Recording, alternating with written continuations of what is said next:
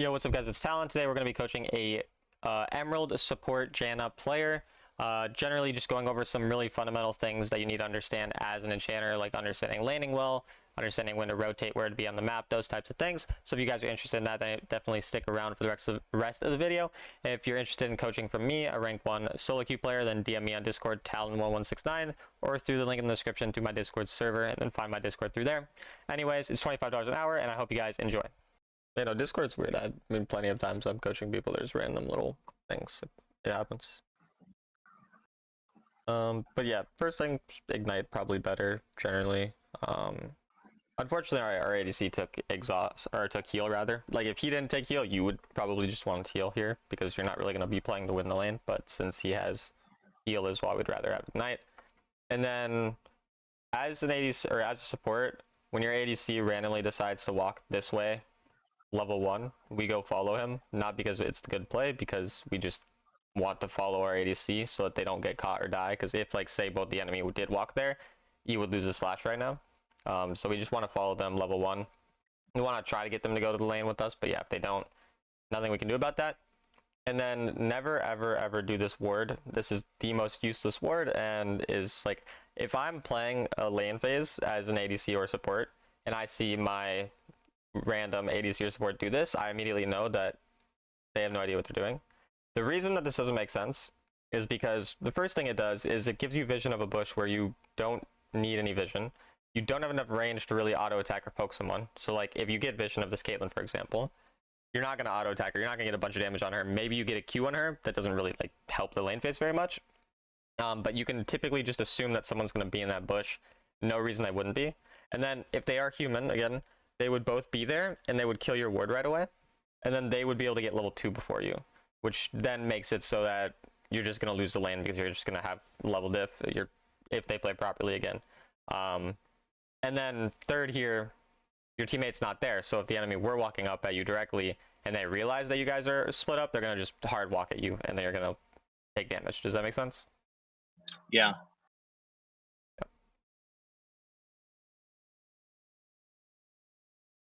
And then here we noticed that that Morgana started her root, and because of the fact that she started her root, we want to anytime her root's not up, like, we can be a lot more kind of aggressive, whereas normally they'll start like the puddle and use that for poke.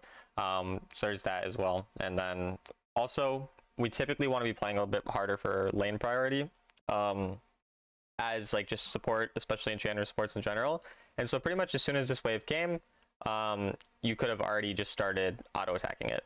Like, just helping your teammate push, just auto attack it, auto attack it. I mean, your support item means that you can even last it. And you could have just used, again, like, this is fine, right? Using this for poke is good, but we just want to be autoing that wave as well.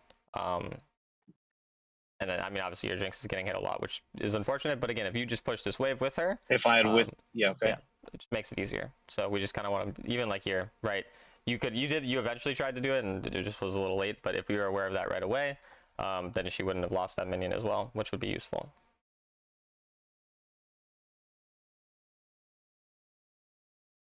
I don't actually know if this goes far enough to see the red buff. Like, honestly, I have no idea. I discovered it just then. Yeah. It does not. So I would go for Krugs just to see. But yeah, next time. Yeah. I was curious in that moment, like, does this reach red buff? I mean, that's a good thing to test if you don't know. And again, you're just like also wanting to generally take more control of the bush when we can. I mean, in this case, obviously your Jinx is back, so it's hard. And you don't really need to do in that situation, but that's definitely something that we're really taking, or we're trying to do as much as possible. Like, is just stand in the bush. Like, there's no reason for you to not just stand in the bush right now, for example. Like, if it's warded, they're going to auto attack you once, then you'll just back off. But it gives you more pressure, stuff like that. And then we don't want to trade very much at all in a situation like this. So first of all, Jinx is a lot weaker than Caitlyn early game. Jinx has much less range unless Jinx goes in her like rocket form, which costs her mana, and she's not going to be able to like consistently do. And Morgana is just overall like stronger than Janna. Janna is really bad, by the way, as a champion, unless you're into like engaged tanks, right? So your champion sucks in this matchup just because they outrange you, they outpoke you, you can't really do anything. So you're generally not playing to like hard fight unless you have a level advantage or you have the wave push. But when they have the wave push like this, all you're doing is you're sitting in this bush and you're auto attacking a minion, and then you're trying to slowly get the push. Because again, like a lot of lower elo dual lanes, like the enemy, they won't push very hard. And then if you're able to outpush them, you can take advantage of almost any matchup to just get a level advantage and then trade around that. Does that make sense? Yeah. Yeah. Because here you see how you're auto attacking, so then you took minion aggro, and then you kind of lose the trade, and the enemy trade back on you pretty hard.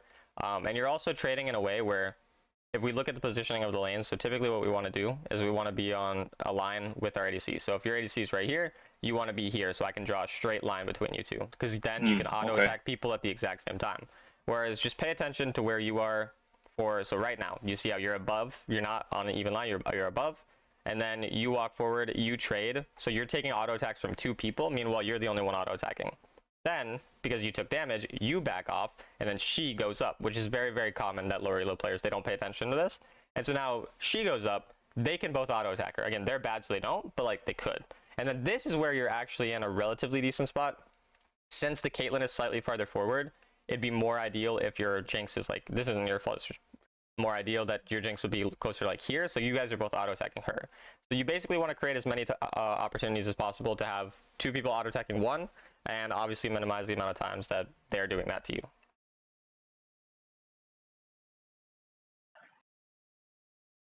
And then at this point now, again, you are losing the lane.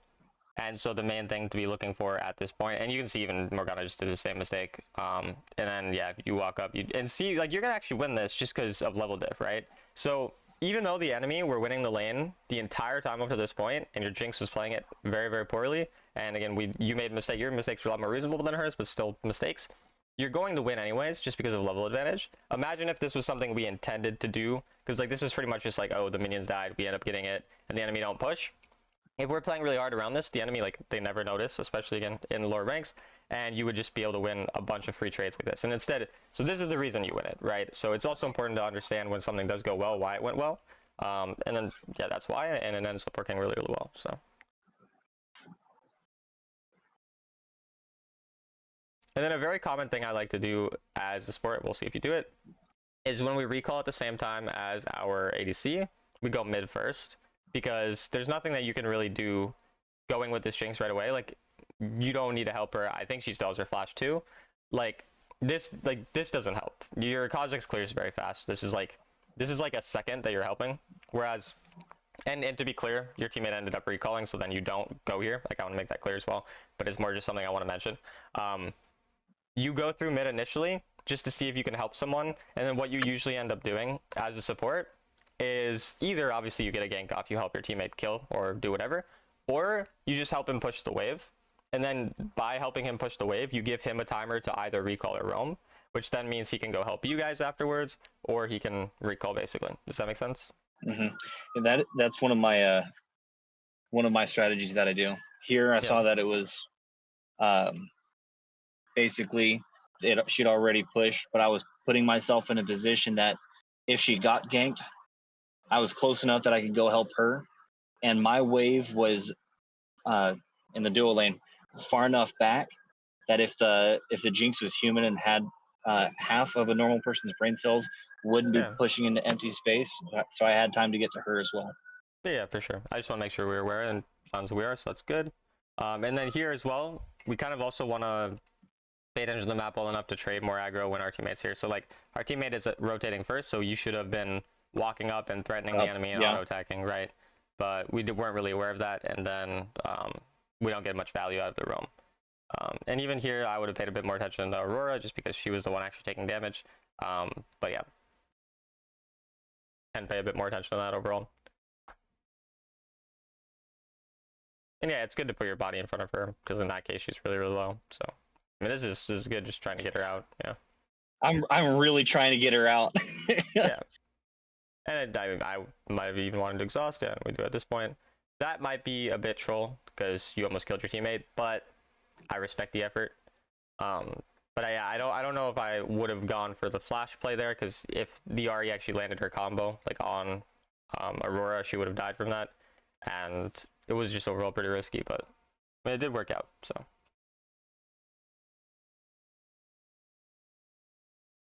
But no, I like the where you are in the map for the most part. Obviously, this is a bit awkward, but you're still fine to get out. But in terms of like where you're going on the map, like you're paying attention to like being able to rotate mid or helping out your mid laner. The main thing is, again, your lane phase, you really need to have those fundamentals of like which side you're standing on, not getting, again, that word in the bush and just being more on like a straight line with your teammate. And then the map awareness, again, when you're jungler or your mid or whoever is rotating, you need to trade more aggro and kind of threaten them or like scare them off, you know, or not scare them off, bait them in rather. Words are hard, but you get what I mean there. And then I didn't. Can you go back and reiterate? yeah. So when your mid is rotating to you or your jungler is rotating to you or someone, you need to play with the Aurora rotation. Yeah, and that's just a general thing as well. I saw that late. Points. Yeah. I know we already talked about this. I just try to reiterate the main points a couple times of what we were talking about, so we kind of are aware of the specific things to work on. And that's just one of the main things, is paying attention to jungle pathing and mid lane rotation, stuff like that, and then being more aggro whenever they are coming to our lane, basically. That make sense? Yeah, it does. Thanks. Cool. And then here, I mean, this is pretty risky. I think you got kind of tunneled on wanting to help your Kha'Zix more than like your own life, and then you nearly die here when we could have just taken the safer route, because you were low health and you had no flash and stuff like that. So definitely a little bit overly risky, but it does look like it's gonna work. Oh, she had her ult up. That's kind of unfortunate, but yeah, just a bit like overly risky, but that's a pretty straightforward mistake, like not too much to talk about there.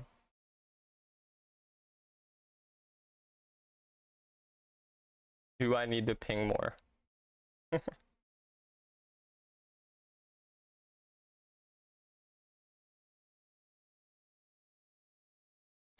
This might be another situation we would have wanted to go mid initially, because there's no real wave, and again, like into range champions, like a lot of times they're not as scary to like dive or teammate or whatever. And in this case, again, this is just a time where I'm just gonna out of base, like. And again, I think this is a time where you're distracted because you're typing, right? Like I don't think we're actually paying attention right now. That was, which is I wasn't. I hit the auto walk to turret, and it's like I got your back either way. Don't Also, really need to be typing. I can mute chat.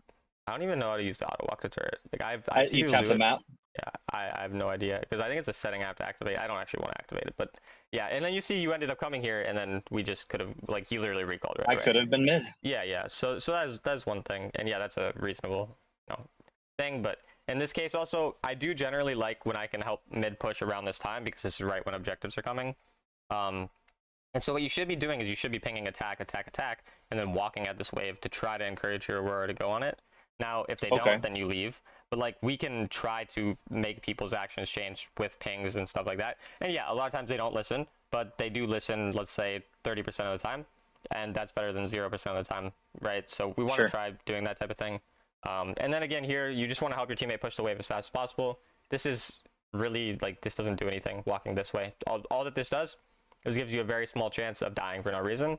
You have no word, right? You don't get any information here. Like, this doesn't do anything. We would have rather just gone on the wave from a safer angle. But yeah, the main goal around like the 5-minute plus mark as the support is to get prio, so that we have, like, we're trying to get mid and dual lane prio so that we can rotate to objectives and be there first, which is essentially what you did here. So that is good. And then once we get to the fight as a Janna, we need to just be thinking, who is the most dangerous enemy and how are we going to protect our teammates from them? And so in this case, if we look at their comp, what they have, it's Lilia, Ahri. Yeah. Lilia, Ahri, yeah, and their ADC support are not really like stuff you can protect from, or that's not scary. So whenever Lilia or Ahri are walking forward, this is something you should be paying attention to.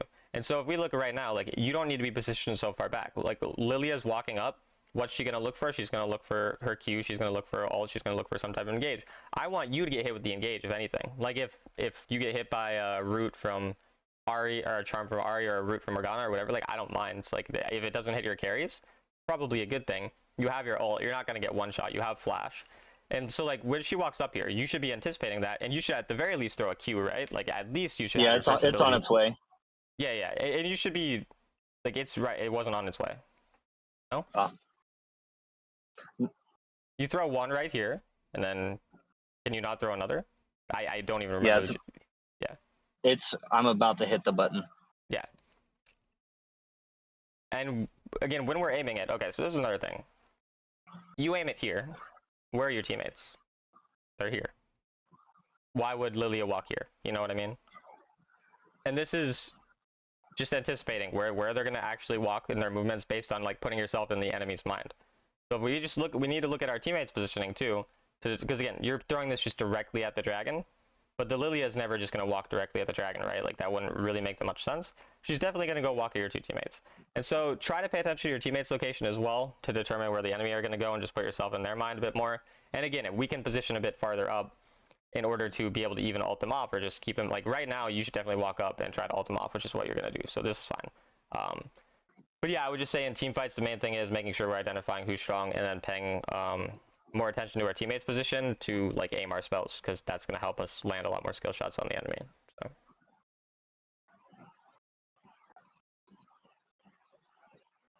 And then Unfortunate, Jinx doesn't get that. Yeah, it's unlucky. It is what it is. And then we rotate Herald. It's fine. And then again, I think you didn't click scoreboard once this game. I might be wrong, but I haven't seen it. I might have just not been paying attention. But we need to know who's stronger on our team. Same way a jungler wants to know, the support wants to follow the strong people. So like we need to know, you know, this person's really strong. We want to follow them. So it's important to pay attention to that type of thing. See, like there is perfect because that one, and you didn't even need flash, but I don't mind. But that one's perfect because obviously she's going to walk to the right where your teammates are going, or she's just not going to go on your teammates, which either way you're happy, and then you aim it and you hit her with it really easily. I don't really know if we needed to ult for just healing there, because everyone was going to get out, like no one on the enemy was alive still, but it's all good.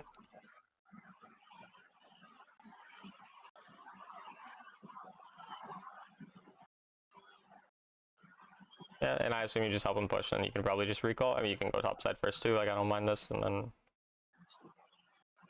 Again, I think most of your rotations, like you're on the proper side of the map.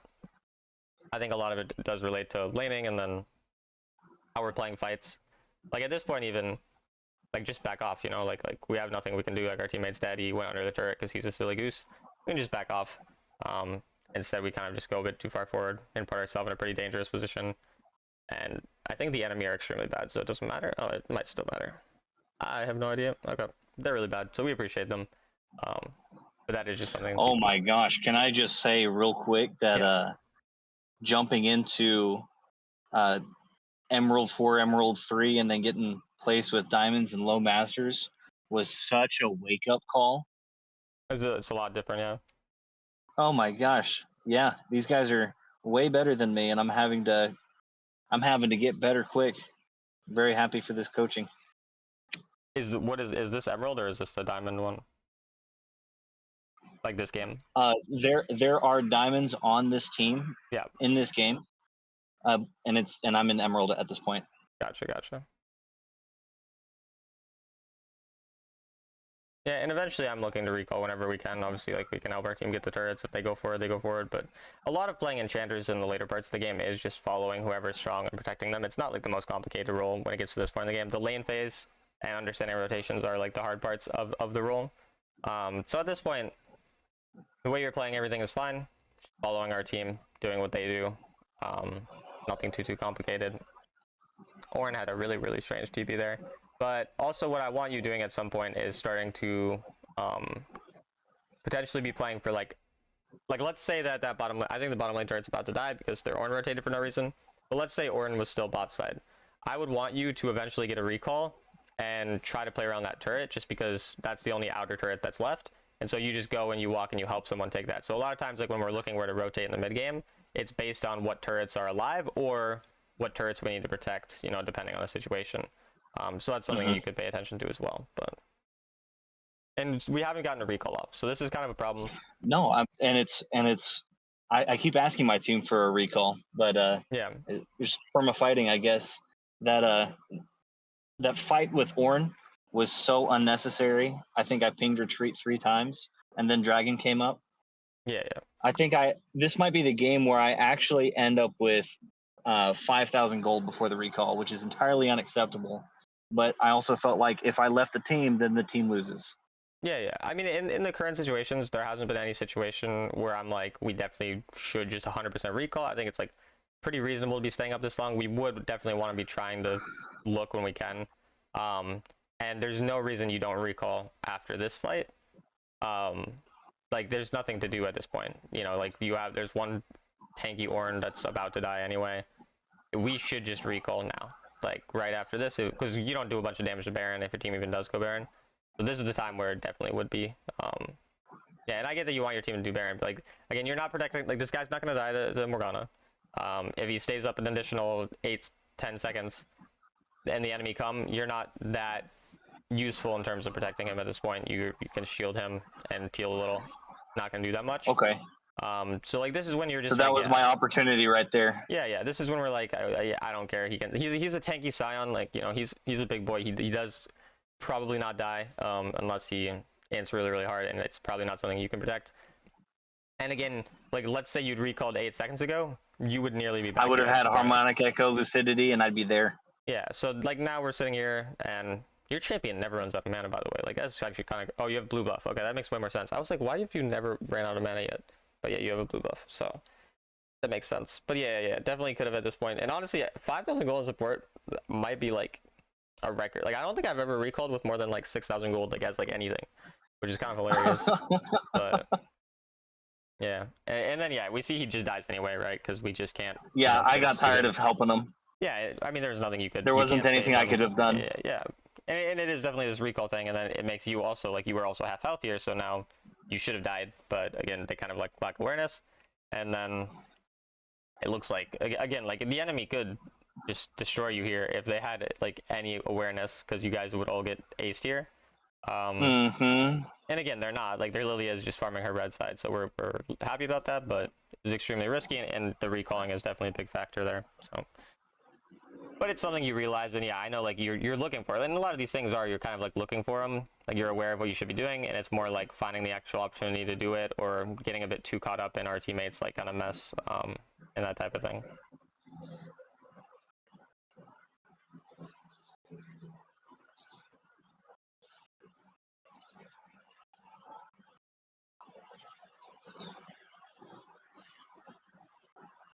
Yeah, I'm assuming we'll just see more relatively similar things. We not too much to talk about here. You follow your teammates, you click your buttons on them, and either they kill or they don't. This is just the reality of enchanters, what you could do at a certain point in the game, and it looks like your buttons ended up leading to the enemy killing, or your opponents, or your teammates killing the opponents. I can't fucking talk, but you understand what I mean. So finally, I recall 5,500 gold. Veil, though. I don't know why you wouldn't get Veil here. Veil? Yeah. Do you know Veil? Oh, okay. Yeah, I would say most of the times after you get first item and you get boots, like I would just get Veil. It's like insanely OP and it's only 500 gold. In this case, for example, your teammates, they get CC'd by Ahri. You just click Veil on them. They get, you know, a root from Morgana, a sleep from Lilia, whatever. Like, you can stop them. It's just an insanely OP thing, and pretty much every enchanter should have it after their first item for the most part, because it's just, like, so insane for saving people's lives. And you can click it on people when they're already CC'd, and it stops them from being CC'd anymore, and you can click it on them before, and it gives them a spell shield. So it's just really, really OP right now. I agree. It's a great enchant. Yeah. And in this case, like, again, you don't need to do anything crazy to help this guy. Like, he is a Scion walking into 4 people. He's either going to live because he's Scion or he's going to die anyways. I don't mind you doing what you did, to be clear. Like, you just shielded him, whatever. But, like, wasting our ult, for example, on him, giving him, like, a very, very small amount of healing, that doesn't make a lot of sense. But then your Jinx goes forward, and then that's when you actually need to be there to protect someone. Because, like, that's the champion that does need your shielding, does need that type of thing, and might actually be able to get something done. So, I'm not, again, you're going to position pretty far back because your teammate he's hinting here. 2 of your teammates aren't here. So I don't want you to be, like, walking super far forward. But you do want to be there just to give them some shields and, like, get your, you know, first ability off and maybe protect him from dying. Because he got a reset. If you gave him your shield with that reset, he might be able to do something. Instead, you're getting a ward. But this ward doesn't make any sense because all of the enemy are right here. We see them. So by the time they start walking into here, we would have more than enough time to get the ward because we have the inside track on the Baron. So this doesn't, or on the Dragon. So this doesn't actually, like, help us at all. And your Kha'Zix is going to get the objective for free. So Luckily, the Jinx didn't die anyways, but we want to just be a bit more aware of basically like who actually matters to protect. Because again, the Scion, you don't do that much more. You don't make him that much tankier. You know, buffing his AD, it's not really a big deal. But helping a Jinx, having the ability to peel, and again, if we did have a Veil, would be even more useful. And actually be able to like possibly save her life. So. And again, I still don't think you've clicked the scoreboard, so we actually don't know the gold of anyone. Because even if like one of your teammates are doing well in terms of kills or whatever, they could have very, very little gold, and following them isn't super useful. So.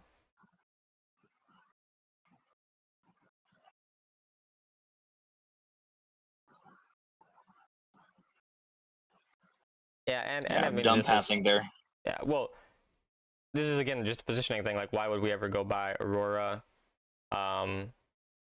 when half of our team wasn't here, right? Like, this is just a way too far up, just standing too far.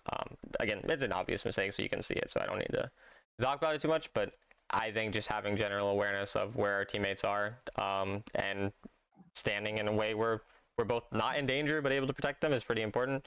Because a lot of times there's no reason for you to be at the very front of a lot of fights, like, or rather at the front of a lot of like random kind of situations where you're just hovering when your teams are on turrets or whatever. In those situations, you're sitting back, you're just trying to shield, heal them, nothing too much more complicated than that. And then the time where you're actually walking forward in the fight is when you're like, oh, there's this spell, I want this spell to hit me, or I want to stop this spell from hitting my teammate, so I'm going to be further forward so that I'm the one hit by it. Because like, you dying or getting hit by an RE charm, especially because you're a little tankier, isn't as big of a deal as it's like your Jinx getting hit by it. So being aware of that is what we need to keep track of in terms of fights, and in terms of like just random hovering, we usually are going to more so let our teammates take the lead and just be hovering behind them until we see something happen, basically.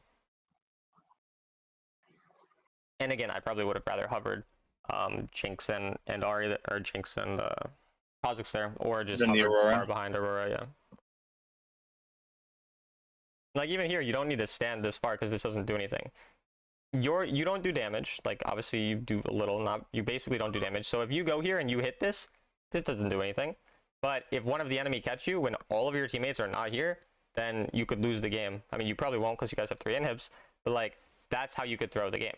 So at this point, it's just like a risk-reward thing. You basically have no way to lose the game unless you int for no reason, and then your teammates right after int right after as well, and then the enemy get Baron and somehow win. So all you need to do is you just at this point realize like, I'm just going to go stand next to my teammates, I'm going to click my buttons on them, and there's nothing more complicated than that because we will just win. But if you do this, they get vision of you, they randomly CC you one time, you could get caught and lose. So like Lilia could have a Q flash or whatever, or Morgana could Q flash you, and then they one-shot you, and that's the only way to actually lose. Again, it's not likely because you're up a bunch, but that's the only way, so there's no reason to take these types of risks. And again, you're just positioning super far forward at the very start of the fight, and you have to lose all your spells, which leads then to your teammate getting caught because you're baiting him forward because you're at the front, and then you have to back off because you're not a champion that can frontline, and that kind of leads to this. So basically, a lot of these fights, you just need to be positioning a lot, further back initially and a lot more with your team. And again, the only time you're standing far forward is when you have specific intent with why you're standing forward. So if you can like explain a specific reason, like, oh, there's this thing I want to block, then it's okay. Otherwise, it's probably not great. Does that make sense? Yeah. Do you have any questions about any of the stuff before we go on to the next one? Mm-mm. Okay, cool. So yeah, main things we'll probably be looking at for this game again are lane phase stuff, see if there's differences in that. Generally where we're hovering in the mid game, and then just how we're playing team fights. So this is a different game, or is this the same game? I can't. Yeah, it's a different game. You had a Scion again, and my brain is slow, and an Aurora. So you basically had the same team comp. Yeah, basically just Warwick instead of Kha'Zix. Yeah.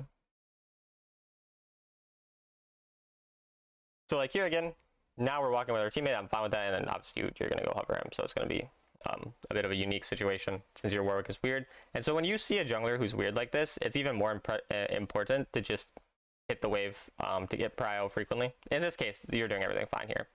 He's just an idiot, nothing you can do. But when you see them doing these random invades, you want to have lane prio so you can actually rotate and help your team, for example. I didn't realize my Jinx got entirely pushed off, and so I got lucky that they ran from me. They wouldn't have killed you. Like, that was fine. Your champ was strong Okay. enough that you could. That was all fine. Yeah, this is just a weird situation. But okay, this is a problem. You need to be getting that XP. Like, you're losing out on this XP on this wave. Now you're not gonna hit level 2 as fast. And this is just, we're just getting a bit like, when your teammate is is invading, and you aren't needed to follow right away, as in like he's not caught, he's not whatever. Push the wave first, because then you get level 2, and then you go and help on the invade when you're level 2 and the enemy are level 1, and then like you have an entire extra spell, you have more abilities, more everything. So that's just way better. So that is the main issue so far, but it is definitely a weird situation. But yeah, most of the time in general, when I'm playing like any role, and my teammate does a weird invade, my goal is to first push the lane and then go for the invade after, because if you push a wave and the enemy don't respond to the wave, they lose like 200 gold and XP, which is nearly a kill, right? Like, it's very nearly a kill. Mm-hmm. And then again, you go there and you're stronger anyways. It only takes 5 extra seconds. Obviously, as a support, if your teammate doesn't push it at all, then you can't, but your teammate in that case was pushing it, so we could have. And then again, look at your positioning in lane, right? Do you see this? Again, you're way behind. Both of the enemy can hit. And again, you're playing in Yeah, I'm going to be lanes. thinking about that line thing. Yeah, that's That like, draw a line. that's like the number one thing. That is definitely something I want you probably to be the most focused on of anything else. Because yeah, if you're playing against, like, obviously you're not going to be, but if you're playing against like a sovereign duo, like they're both playing together, they're just going to take advantage of this and kill you in 3 seconds. And that's like the biggest reason why a lot of people who are playing duo, if they actually like are good, can always take advantage of solo queue players, because they very rarely actually do this. And that's the thing too, is like your ADC isn't aware of this. And they're never going to be aware of this for the most part, no matter what rank you go in. And so you have to like just create that yourself. You have to like match him, pay really close attention to him, and do that the best you can. So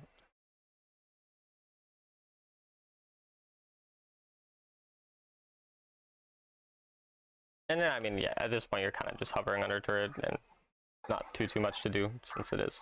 You don't need a recall though. Again, we'd rather push the wave first and then recall. I see that. But yeah, and I mean, you stay after. So it's not bad to want to recall though. Like when you can, you're looking for it. So.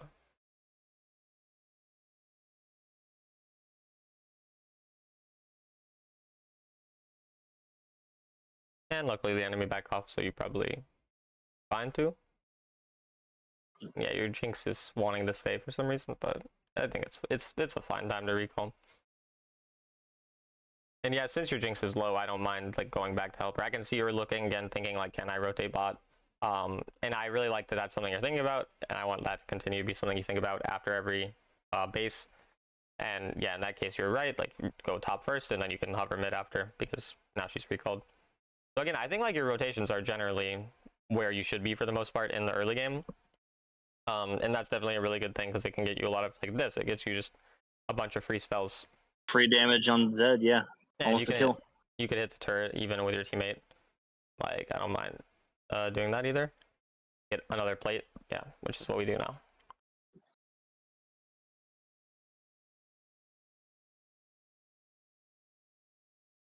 But yeah, it's just going to be those same 3 things that we mentioned as we went into the game. Like, it's really a lot of similar mistakes. This one, the only unique thing so far. I 100% got Zed was ulting the Aurora. Okay, so Zed wouldn't one-shot her anyway here, just to be clear. And also, if you really want to like protect her from the Zed ult, you would just exhaust him, and then it wouldn't do nearly enough damage. But yeah, that's just something. Yeah, it's just a panic moment, man. Yeah, it happens. It happens. And that is, again, like one of the ways to stop this panic is to think about very specific spells or things the enemy want to do. Like the same way I was telling you to keep track of like the Ahri and the Lillian, where they're walking in fights, and like why she would walk to the left, for example, when your teammates are on the left. Keep track of like, okay, what is it that Zed actually could do here? He could ult my teammate and try to one-shot him. How can I stop that? I can stop it with my exhaust. And so if you just have this very specific thing in your mind, then you know, like, you're never going to panic, because you've already thought about it. If you already think about, oh, what happens if Graves jumps on my teammate? I can probably just queue him off. Like, he's not that scary. And then also just Zed just doesn't have enough damage at this point in the game to completely one-shot her. She would have to take some form of other damage first. If she's completely full health, she won't die to it 99% of the time. So, and then we can actually see the panic did actually lead to your teammate dying here. Maybe he didn't die. I didn't have ult. Yeah, because he didn't have ult. But actually, turns out he lived, so it didn't even matter. And obviously those things happen. But yeah. and it worked out really, really well. So at this point now, like what we're doing for the rest of the game, probably just gonna be following Jinx because she's really, really fed. She's ultra fed. Yeah, and so that's pretty much your job at this point is follow Jinx. And again, like this is just like a bit unnecessary. Like this ward doesn't give us information. We walk far forward, you're not gonna get caught or anything, but it just doesn't do anything. You'd rather be pushing the wave first with your teammate so that you can hit the turret more or get a faster recall or whatever it is that we want to do, you know. So. I see your ping does this same weird thing where it like spikes for no reason. Like mine always does that, and I don't know why. But I don't know if it's the game or if it's just like my Wi-Fi. But I always see it happen, and I see it with yours too now. It's weird. Glad it's not just me. Sucks, but Yeah, it's weird. glad it's not just me. I think it's just Wild Rift though, because it doesn't happen in other games, but I can't tell. Either way, at this point, I'm actually just fine with you helping your teammate push mid first because that turret is so low that if you could just get first turret here. And Jinx is gonna not die under this turret, and then you can just go afterwards. My thinking in that moment was Aurora's turret's gonna go down either way. Maybe I could save our turret from getting first turreted. Yeah. But it was like I didn't realize how much. Since we've already gone that far, I'd rather just get the turret with our teammate. I also don't mind getting the gold myself because having gold on support, people say like, oh, you shouldn't take gold, you shouldn't whatever. Like it's not a bad thing to get that extra gold, especially because it helps us getting like an S rating, for example, which is something we are looking for as well. And then here, you're scared in a situation that you should win because you're up a level, you have exhaust, you have ultimate. You shouldn't be scared here. You should be auto attacking, and also your jungler's coming. So you should be auto attacking super aggressive and baiting the enemy, and they would probably get double killed here because you can see them trying to trade with you. Instead, you back off and you're caught. Your Warwick went in, and you were nowhere to be found, and then you guys aren't able to kill. So that's the second time where lack of awareness of jungle/mid rotating led to not getting killed. And then again, you could have been in front helping your Jinx because she's low health, she needs to back off. You're full health, you have exhaust, and instead you're already walking away from her. So again, I just think you're not putting yourself in the enemy's shoes enough. You're not like, what does Kai'Sa want to do? Because if we just look at Kai'Sa right now, like a couple seconds, Kai'Sa lands her second ability. She's looking for the ult. Yeah, she's looking for it. She wants to look for ult or something. It's very, very clear that that's what she's intending, and we can easily stop her from doing that. She ends up going and ulting our teammate, and then it does lead to him dying. Like obviously, I don't think he would have died, and Zed is really bad. Clicks ult on the wrong person, but I don't think she would have died if we were aware of this the whole time, even though Zed did show up. And then that's a shutdown away. That's 600 gold, and kind of is where the game can start to swing pretty negatively. So it is definitely like, yeah, the lack of awareness of both what the enemy want to do and like where our teammates are that we should be paying a lot more attention to. And I would say when it comes to improvement, because again, I say kind of work on one thing at a time, build that as a habit, then go on to the next.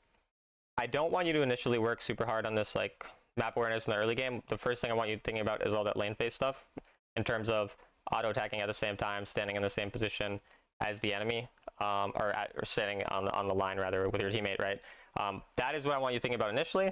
Once you feel like you've built that as a good habit, whatever, then go on to the timing your aggression specifically with your rotations from the rest of your map and putting yourself in the enemy's shoes. Yeah, any questions about that, or does that all make sense? Yeah, that all makes sense. No questions. Okay. And then last thing is your warding. Like a lot of times you have very, very poor warding, and again, I don't think we actually think about what it specifically does for us. Like in this situation, you're low health, no flash, no ultimate. If anyone does show up to help you or to kill you on the ward, like you're gonna die. And this ward here doesn't do anything for us. We see, in this case now, we see all four of the enemy. We knew Graves is right here. We know the other two are here, and Aatrox's here. We go and we ward this bush. We already have a ward on the dragon. The enemy are going to come from this side. This isn't going to give us any real information. That's you know useful. what? Yeah. That's such a great point. I didn't think of like where the enemy was going to come from as much as I was like, the enemy could come from this way, so I want to ward here. But it actually didn't make sense. So I'll definitely have to consider that for the future. Yeah, and generally as a ward or as a rule for warding, if we're even/behind in the game, we just want to ward safe, like ward the objective, just ward a, you know, simple bush, stuff like that.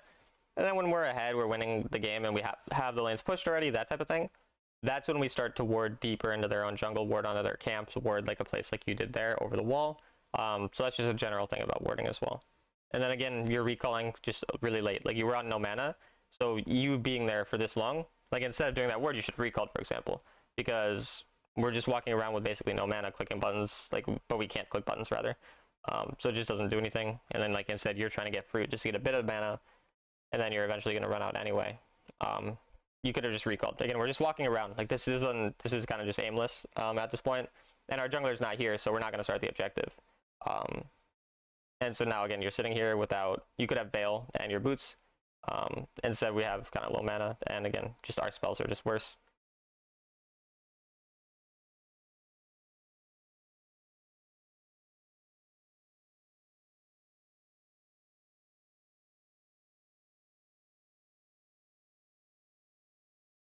It still works out though. Again, the way you play these fights, mostly fine. Not really a big issue there. And I mean, Zed ulting you does only kill you because we haven't recalled before as well. So it doesn't really matter because he dies, but still something to point out.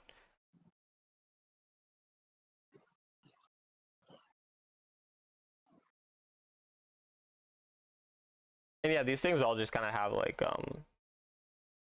knock-on effects, like the fact that you died there meant that your Jinx is going to die later, and then leads to this situation where now around Baron you feel it's necessary to try to save your Aurora's life, which I don't really mind trying to flash in and save her life. But if we're, again, let's look at the flash here. So when do we flash? We flash when there's only a Nami looking at her, and that Nami can't realistically land a bubble at this range. Like Aurora will keep running back, she's not actually going to land the bubble. And so this is a situation where you're like, oh, I need to save his life, I'm going to flash in, I'm going to ult, whatever. But you weren't actually ulting any one specific away. Like imagine we saved our ult flash and we wait until the Zed shows up, and then we ulted Zed away, right? There's actual spells, there's actual danger there. Graves too.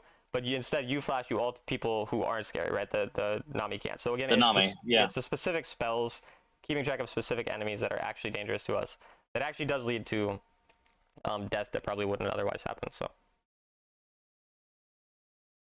and it's very reasonable because again, you see, you know, a guy walking at your 1 HP teammate, you assume you need to get him off. But yeah. What are you looking at here on the scoreboard? Oh yeah, you finally uploaded the scoreboard. Appreciate you. I'm just looking. Okay, I have 2 fed carries. I'm gonna follow those 2 fed carries. There's nothing more than that. Like, and this is perfect for you. This is exactly what you want. Is the fact that you have 2 fed carries and your tanks, your engaged champions are the ones who are weaker. So pretty much it's just, yeah, Jinx is probably the absolute ideal target right now to protect. Then when we look at the enemy, we're like, okay, Zed, this guy's actually insanely weak. He's not going to one-shot most of my teammates. He only has 2 items, and one of his items is Maw of Malmortius. One of his Maw. Yeah, so it's still a decent damage item, but it's not like a pen item. And then we're like, okay, Aatrox, pretty strong. Kai'Sa's pretty strong. So these are probably the champions we're really worried about. If I see an Aatrox going in, what do I want to do? I just want to stop him because he wants to just run at someone. So I'm just going to stop him from running by ulting or trying to land a Q or whatever. Kai'Sa goes in, I'm going to exhaust. And so from there, that's mostly what I'm thinking about. Obviously, if it turns out that Zed ults you, you need to exhaust him, but that's just generally what I'm going to be thinking about initially.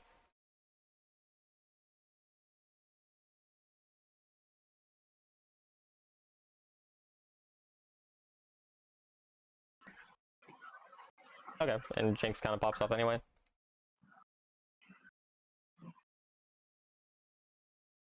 And so you can kind of tell where the person might be coming from to help that or to kill that Jinx. So you need to also be aware of like the fact that Aatrox might come from right here, or here in this case, just through the river somewhere, and be looking for that immediately. But even like just you go and you throw like a random Q on the thing, it didn't really matter you wouldn't have got there in time. But that's just what we need to be paying attention to. Again, it's like where the enemy are going to come from, what they're thinking about, whatnot. But you know, it's all good. And honestly, now that I think about it, you can maybe even try buying anti-heal because they have Nami Aatrox.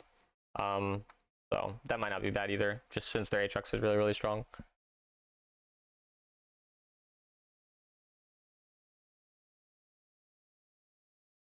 And Graves has Bloodthirster, so. And yeah, so at this point, we're just pretty much waiting for Jinx to respawn. Like, we don't want to go super far with our team. We just want to make sure they're not going to die. Whenever your like fed carries are, dead or whatnot, or they're just in the wrong spot, you're mostly just playing to protect them. But again, like when you look at where you walk here, for some reason you get lost and you just start going here. I'll admit, Yeah. I had an ADHD moment where I was like, "What is that mushroom?" And I wanted to go see it. What mushroom? It wasn't more complex. Right here by the This? no. So I go there, see if it's there, so I can pick it up, and then oh look, a pretty mushroom. Oh, this. Interesting. But even if you were just looking for the fruit, because you didn't see it until you went right there. Like, I mean, even walking like here, like again, Aurora, right? Like that's the champion we identified as one of our really, really fed players. Just want to follow them right away. That would be ideal, but yeah, it happens. And then at this point, your goal is to stop this guy from stealing. But you're just, again, you're walking here. No, that was me baiting him away, giving him something else to look at. Okay, well, that's not what we should do in the future. In the future, Sure. we should use our CC to stop him from coming in. Because if he's like, we shouldn't assume that he's like -3 IQ, even though most players are. We should assume that he's going to do what would be reasonable, which is try to go steal it, and then we position in a way where we can knock him back with our ult. So you should just be standing in front of him, and you also can easily land Qs. Instead here, it's also harder to land Q, because he can, if you don't aim it properly in terms of where he's walking, but if you're right in front of him, it's way easier to stop.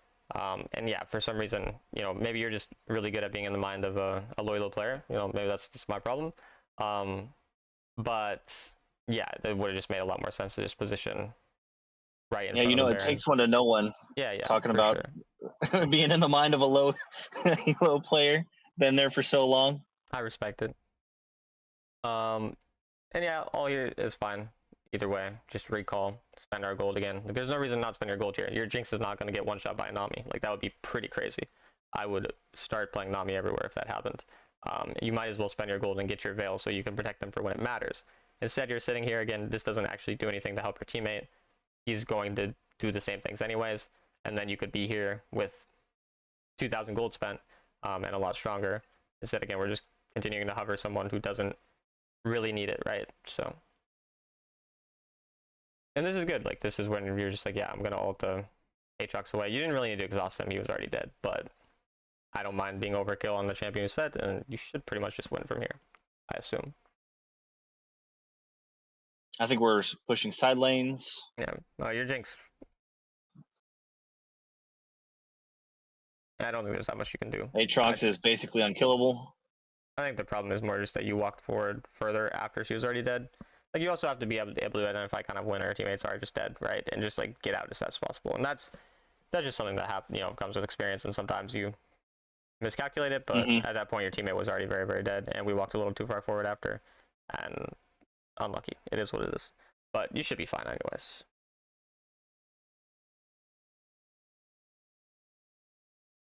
Again though, positioning wise, why would we walk here? Right? We go with Jinx. This is the champion that matters. This Warwick is not scared, like gonna die. He has third ability. Yeah, it's his ultimate. He's also tankier. Walk with our Jinx. That's our fed person. That's the person we care about. Instead, you're not positioning in a way where you can protect him, and then you just have to hope that your teammate doesn't die. And obviously, like your teammate's pretty fed. He's probably not gonna die anyway. But you need to be in a position to protect them there. So.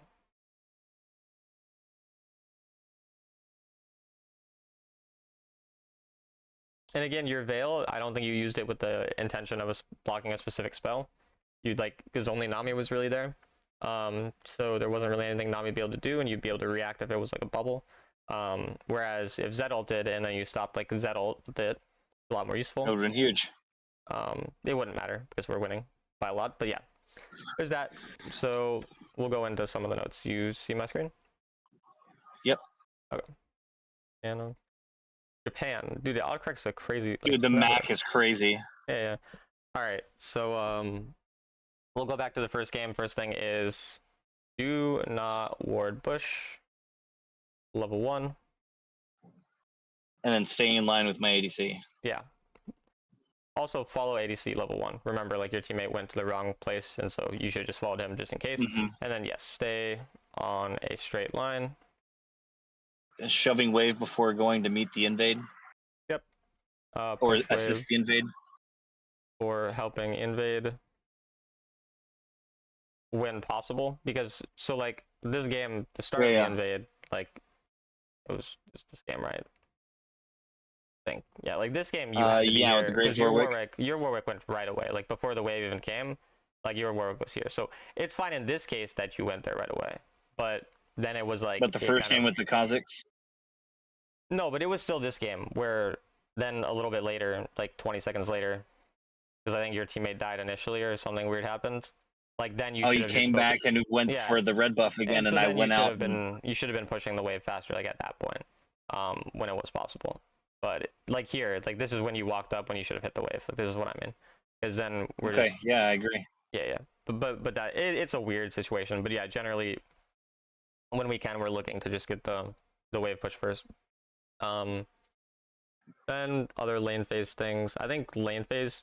Oh yeah, time our aggression with our teammates' rotations. So like our mid or our jungle rotating, just trade more aggressively when you see them coming.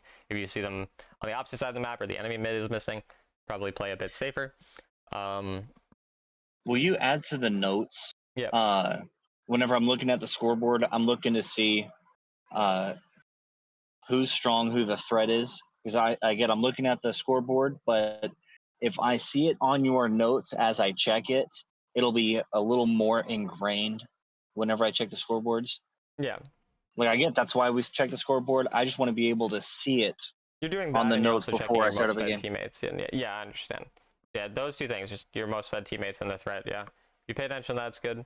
And yeah, again, keep interrupting me anytime you want me to add something else, because I sometimes forget about the specific things. So, or if you have questions, just at any point. Okay, The at next thing that, is, yeah, go ahead. being intentional with my spells. However you want to word it, like throwing the veil on the Jinx for the Zed ult instead of the Nami when her bubble was down. Yeah. So we'll just say that. Yeah, It I was mean, like veil it for was a a panic specific. veil. Yeah, it was. I don't need a panic veil. I just be disciplined and be intentional with my spells. Yeah, I think you worded it well. I think that's a good way to put it. And then just in general as well, put yourself like in the enemy shoes, which is a very similar thing where it's just like you're actually thinking about what they want to do. Like in parentheses, what they are wanting to do. Yeah. What they want to do. And that also is something that comes with time, because I don't know how well you know every spell or every like champion ability, but It's pretty knowledgeable. Yeah. Everything like Aurora, I need to go into jungle practice, but in retail league, I stopped playing when not Carria. That's it's a player. Yeah. Aphelios. When Aphelios released, that's when I Yeah. stopped playing. Okay, So gotcha. before that, all of the set, all of the all those people, I've got a So you pretty know how most well of the champs work, rounded yeah. knowledge. Mm-hmm. Okay, cool. Then yeah, your rotations are generally good in the early game. The mid game is where it's more of a problem. So like mid game, follow side carry a bit more, and then Intentional also with my words as well. Yeah. Acknowledging where they're going to come from. words. Then also mid game. How would you word the recalling? Because that was an issue. Because I totally could have just left the Scion alone. I mean, basically, just like look for recall angles more often when you're not needed. Opportunities. Yeah. It's like when you're not needed. So it's like if you think you can save someone's life, obviously you stay up longer. But a lot of times you just have a random, person who really doesn't matter. Like a Scion dying is, pretty much the best champ for dying in the entire game. So like if he does The hinting Scion strategy, yeah. Like we don't care that much if he dies one time. If it's just any tank in general or any person who's ending for no reason, or they're dying when there's no objective, then like we don't care that much if he dies. We want to do what's right for us. And again, sitting on 2,000 plus gold as a support, that's like even more than if you had 2,000 gold on like a jungle, because obviously you get less gold overall. So that's really important. 5 veil earlier as well is something, because that is a very, very OP item. And then the last thing is just mid game. Do not position at the front or be over or like be too pushed up. push forward for no reason, basically. Like, again, only far forward if we have a specific reason, like blocking a certain spell, or that type of thing. Or if like you think they can't kill you. Like you just think like, oh, they don't have, like they use their Zed ult, they use their Lily ult, and Ahri's already ulted and charmed. So now like I can just walk forward and I can just scare them, and if they go on me, I have my flash, and my team is just gonna go one-shot them. So like unless we have a reason to stand forward, we're just gonna stand back and shield people, basically. These are all the things I can think of. I'm trying to think if there's anything else. Do you remember any other specific things?